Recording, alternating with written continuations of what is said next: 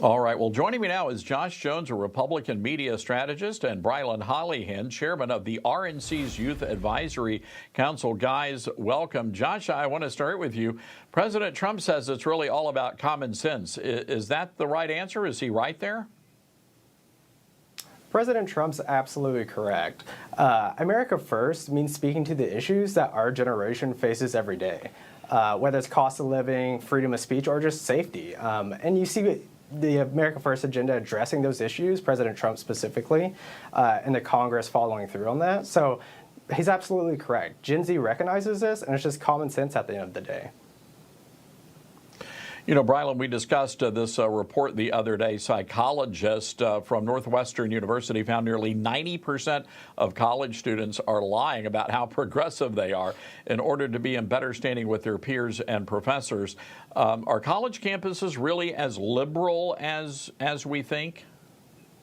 So there's an important distinction here, Todd, on the campuses between professors and academia and the actual students on the campuses. I would say I've spoken on 22 college campuses. I'm on a college campus right now. I've been in classes all throughout the day. The students themselves are certainly trending to the right. We've seen that in polling, even by liberal groups saying, hey, there's this big Gen Z shift to the right. But we're still not seeing a shift to the right by academia and the professors. And I think a lot of the problems we're seeing today where Gen Z is coming around to the idea of socialism, which is just a gateway drug for communism down the road, is a direct result of indoctrination in schools where for far too long we've had teachers and activists and teachers closing. That's an unfortunate situation, and this is the truth. I know a lot of my peers who have to change some of their essays to become more progressive just to get a good grade from their professors. It's so sad. Josh, I'm curious about this because we've seen so many college kids that have just been, very, very open and public about their support of the America First movement, the American Eagle ads. So you've got sorority girls going out there doing videos in blue jeans and American flag apparel. Is there something going on here? Do conservative kids feel like it's okay to actually be open about who they are? Absolutely. I mean, you're seeing a shift in the culture across the board with young people. I think it's because Gen Z's been exposed to this since we've been teenagers at the latest. And they become desensitized, and frankly, they're over the woke agenda from the left, and you're seeing that come out now with young people not being afraid to express conservative opinions and almost making it cool again.